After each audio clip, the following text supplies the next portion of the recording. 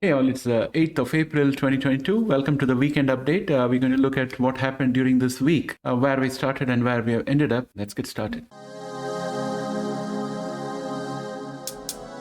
The creator of the CRISPR babies has been released from a Chinese prison. CRISPR patent dispute not over yet as Emmanuel Charpentier and University appeal, using gene scissors to specifically eliminate individual cell types.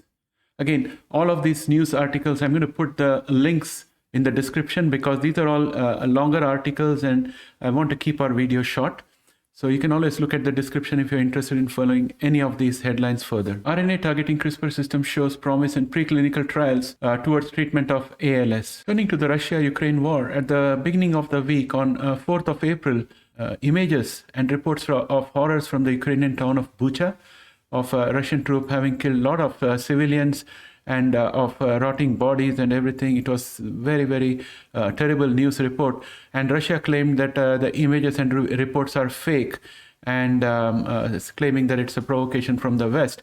Meanwhile, President Biden said that US would seek more sanctions on Russia, while the US ambassador to the UN called for removing Russia from the UN Human Rights Council.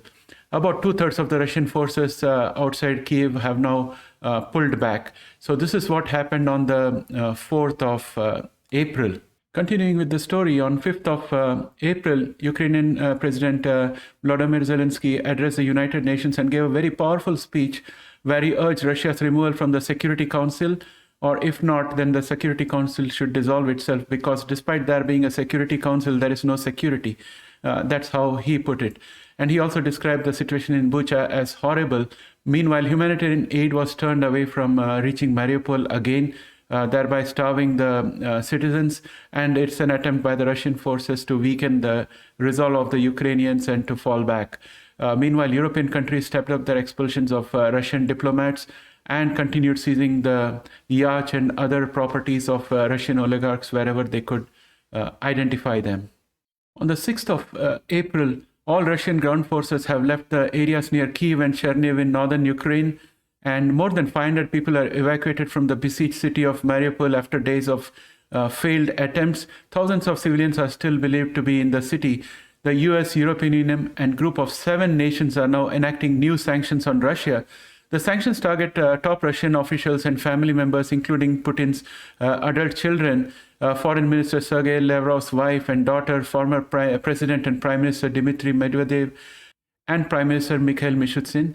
The US is also imposing full blocking sanctions on Sberbank and Alfa Bank, 2 of Russia's top bank. Meanwhile, Secretary of State Anthony Blinken was in Brussels to meet with G7 and NATO foreign ministers. And they were expected to discuss Ukraine's need for more weapons and potential additional punitive actions against Russia. So far, US military aid to Ukraine has totaled $1.7 billion since the Russian invasion. And the Justice Department is also working to investigate possible war crimes by Russia in Ukraine. So that's what happened on the 6th of April. On the 7th of April, Ukrainian officials are urging residents of the eastern regions of Donetsk, Luhansk, and Kharkiv to evacuate immediately. And the meeting of US and European allies continued at that point of time, and UN General Assembly voted to suspend Russia from the Human Rights Council. There were 2 major votes that are of significance here. China voted no, and India was abstaining. These are 2 big nations that did not vote yes. So the tally was 93 in favor and 24 against, with 58 abstentions. And Russia's top diplomat accused Ukraine of backpedaling on a draft peace deal, and the Ukrainians dismissed that as a basic propaganda. So that brings me to an end of the news roundup the way it was last week. So as you can see, this is all fodder for a lot of volatility, and we'll see how the market reacted for the week when we do a roundup there.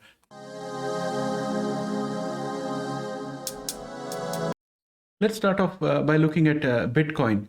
So if you look at the 5 candles out here, the last 5 candles, these are the last 5 days of this week. And you can see that Bitcoin has steadily dropped, and it has today fallen below the support of 43,208. I'm going to just mark this as a resistance for completeness. And also we can see the MACD is down and the momentum is below average. And typically during weekends, most of the weekends, Bitcoin falls further. And this morning when I was doing the daily update, I had mentioned that this support is critical for the support at 43,208 is critical for Bitcoin, because if it falls below this and with the weekend coming up, it's likely to touch its earlier lows. So we'll have to wait and see if that comes to be true. Now, if we look at gold, again, the last 5 candles are what we should look at because that's what shows the week. Gold has marginally improved during the week, and it has also broken above the bullish pennant that we had.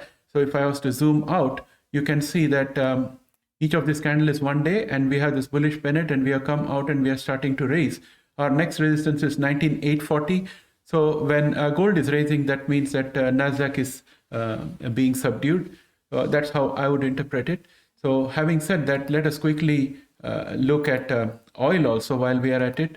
And if we look at the oil prices have been positive today. And the formation that's coming up here in Japanese candlestick, it's a bullish formation. And also we have a bullish pennant, just like the one that we had for gold. So there's a good chance that next week oil might go up, because the tendency for it would be to break above this diagonal line. And the support right now at 95.08 is holding pretty well. We are right now at 98.06. The MACD is bearish but turning towards the signal line. So that's a bullish action. Momentum is below average but pointed upwards. That's also a bullish action out there. So in all probability, next week might see oil going up. So with that, I think we got to look at Nasdaq and the VIX. The market is still on. It's around 3 o'clock in the afternoon, and we have QQQ, which is our proxy for Nasdaq. And when I look at QQQ, I can see that it has dropped 1.16%, and that's a marginal drop out there. And we are going to just zoom into the last 5 days so that we can see it clearly. And these are the last 5 days, the 5 candles that we have to look at. There's a big gap out here, which will have to be filled, which kind of indicates that there is a possibility in the next 2 days that we might go up and challenge this resistance at 369.41 in order to fill this gap. And if that doesn't happen, then we are going to go down, and it may take place at a much later time. So the highest probability of covering the gap is within the next 2 business days. And if you look at the MACD, it's gone bearish, and it's moving away from the signal line, and momentum is also below average. And we have a situation where the 9-day and 20-day exponential moving average are providing resistance to today's price candle. And today's price candle is again a red candle, so that indicates the market has been bearish for the day. And if we look at VIX, VIX has got a doji candle out here. So there is a bit of indecision, and there's a strong support from the 9-day exponential moving average. Our MACD is bullish and moving away from the signal line, as can be seen by this green histogram. However, the momentum is low. But I think before the end of the day, we are likely to fall below the 9-day exponential moving average, which is now at 21.12, whereas VIX is at 21.19. So we are going to convert, by the end of the day, we are going to convert the 9-day exponential moving average into a resistance. That's my opinion on this market. If we take a quick look at the put call ratio, it is still indicating a bullish bias at 0.96, just about narrowly, and anything above 1 will be bearish. Before we go, just let us take a look at S&P 500, because in the morning we were talking about an evening star formation. Here is the evening star formation. It's not completed, so we are much better right now than we were in the morning. If this candle had come all the way down, then we would have had a reversal. We'll wait and see what happens next week. The volumes have been a bit lower than usual, so that's a good factor in our favor. So hopefully we do not see any further fall in S&P 500, and it kind of bounces off 443.83. We'll find this out next week.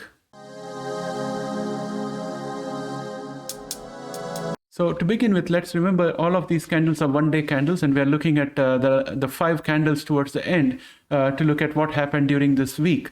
The market is still on. It's 3:25 in the afternoon. If I look at IMTX, which is at the top of the heap today, it has had a spectacular week, and it has gone up. So if you count these candles, 1, 2, 3, 4, 5. So it started the week somewhere around this level out here, which is 8.39, and right now it is at 9.49. That's a gain of $1.10. So it has done pretty well, and it is still looking quite bullish, and it may move ahead. And one of the reasons is FDA approval for one of its proteins, and the other reason is also because it has more cash in its balance sheet, I think, than was expected. Now, if you look at DNA, it's up 2.79 at this point of time. But if you look at the last 5 candles, it has had a bad week. So it started off the week somewhere around 4.24, and right now it is at 3.52. So there's a significant drop out there. And the MACD is also looking, tending towards the bearish side, even though it's bullish right now. But momentum is picking up. So there is some hope for DNA next week. Regeneron is up 2.55. And if you look at the week, these 3 candles are a solid bullish sign, 3 consecutive green candles of equally big size. So Regeneron is on a fantastic move. And when it started the week, it was somewhere around 700.07. Then it dropped, and right now it is at 740. So there are around $33 gain over the week. Not bad at all. Let's look at Novartis. Novartis is now struggling with this resistance at 92.90, but it has had a fantastic week. It started off the week at around 87.28, and right now it's at 92.77. So that's a significant gain for Novartis. And if you look at Vertex, Vertex also has got consecutive days of green candles. And it started the week somewhere around 266.75, and right now it is at 279.68. Again, phenomenal gains for Vertex. Pfizer also has got fantastic gains. It started the week somewhere around 51.81, and right now it's at 55.32, almost a $4 gain out there. So it works out to almost 8% gain for Pfizer in the week. Caribou Biosciences is flat right now, but it has formed a doji candle, a lot of indecision out there, and very bearish MACD. It has lost a lot of value during the week. It started off the week somewhere at 9.49, and since then it has dropped to 8.31. That's a big loss out there. If you look at the ETF that tracks the biotech sector, IBB, iShares Biotechnology ETF, it started the week at 133.80. And right now it is ending the week at close to 133.93. So if you look at the whole week, it's relatively a flat week. If you look at Bluebird, again, Bluebird has lost value during the week, starting the week at 5.24. It's right now at 4.77. That's a big loss for a company with such a smaller share price. Verve is down 0.55 right now, and it's forming a perfect doji candle, indecision. Very bearish outlook going forward for next week. And if we look at its price action, it's moved from 23.66 where it started the week, and right now it is at 19.72. So almost a $4 drop for Verve. Illumina is down minus 1.17, and it started the week very, very positively, with a positive move upwards, starting at 364.63, and on the first day of the week it went up all the way up to 365. That was a handsome gain, but then today it has again dropped down, and it's currently at 363.81. So it's almost ending the week flat. And the future for Illumina for the next week seems relatively flat, because even though the MACD is bullish, it's tending towards the signal line, and momentum, though above average, is flat right now. So we'll have to see what happens with Illumina next week. Beam is down 1.42 right now, 1.42% right now, with a very bearish indicator set of MACD and RSI. And if we look at the price action for Beam, it started the week very positively at 60.97 and finished the first day at 62.45, a gain of around $2. And then right now it's at 52.65. So that's a huge loss for Beam. Beam has lost significantly this week, and the next week doesn't seem that great either. Allogene is down 1.60. And it started again, it started this week very positively at 9.51 and ended the first day at 9.98 by close of business on Monday, but right now it's at 8.91. So again, Allogene has also lost significant value in this week. And if we look at the next week ahead, right now the indicators show a bullish week ahead for Allogene unless something, some positive catalyst happens next week. ARCG is down 2.0%, that's around 89 cents. And MACD is bearish and momentum is below average. So the indicators are showing a week, a very diluted next week where it's going to be bearish. And we have the share opening up at around 48.46 at the beginning of the week. The beginning of the week, most of the shares, as we saw, did very well and gained handsomely on Monday. But then when it comes to Friday, right now we are at 43.89 with ARCG, and that is going to be a loss of around $5 for ARCG. That's a big amount considering the base of $43. Intelia is now at 64.38. It's below the line of support of the bearish channel, and the next support for it is at 60.88. And if we look at the last 5 days, we can see that Intelia started on Monday at 76.25, while the other genomic shares were gaining. Intelia lost marginally on Monday, and as of today, it's at 64.33. That's almost a loss of around $12 on a base of 64. That's a very big percentage to lose for Intelia. We look at PACB, which is down 2.68, and PACB, like all other genomic shares, started very strongly on Monday at 9.54 and ended Monday at 10.48. However, if you look at it today, it's at 8.54. That's almost a dollar loss for PACB. That's a big one on a base of $8.54. CRISPR Therapeutics has lost 2.96. It, again, like all other genomic shares, it started very, very strongly on Monday at 66.81, and it ended Monday at 69.56. That was a $3 gain almost on Monday. But if you look at it right now, it's at 62.03, which is a loss of around $4 from where it opened on Monday. So that's, again, a big loss for CRISPR Therapeutics. And if you look at the indicators, they show a bearish week ahead. Editas is down 3.14%. And for this week, again, Editas, like all other genomic shares, started very strongly on Monday. And it started at 20.43 on Monday, ended Monday very strongly with a gain of $1 and ended at 21.34. But if you look at the price right now, it's at 18.84. So that's a total loss of around $1.60 almost on a small base of 18.48. So that's a significant loss for Editas. And if we look at Teladoc, it is down 3.34%. And as with all other genomic shares, again, Editas started Monday very strongly, opening at 74.60 and closing at 76.07, a gain of $2. But right now it is sitting at 66.53. So that's almost a loss of around $8 during this week, which is significant considering that the base price is 66.50. And the next week ahead is also looking bearish for Teladoc. So overall, the story for genomics for this week seems to be a very strong open on Monday, handsome gains on Monday, and then continuing to fall all the way down. Most of them losing in an average range of around 5% to around 12% in value.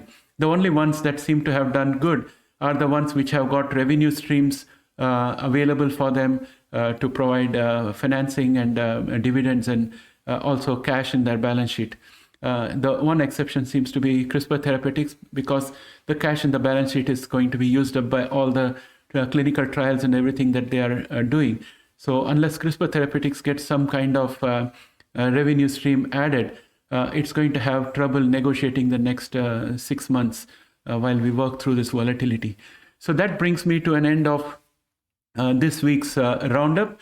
I've tried a new format right now. I'm looking forward to your feedback. I'm going to try different formats until I get some feedback. I think some formats may work for you, some may not. Your feedback is more important for me to make sure I get it right. So please don't hesitate to put a comment, keep it respectful, and give positive suggestions, and I'll try to incorporate that in my videos. And also let me know if you like this weekend update. If not, then I won't do the weekend update. It'll be something that I would like the community to let me know. And with that, I would like to end this session. Just one quick note before I go. On Sunday, we have got I'm going to be dropping a video which is going to talk about technical analysis. Many subscribers have requested it. So watch out for that, and it will be up and available on Sunday at 10 o'clock in the morning. Thanks and have a great day and a wonderful weekend. See you tomorrow.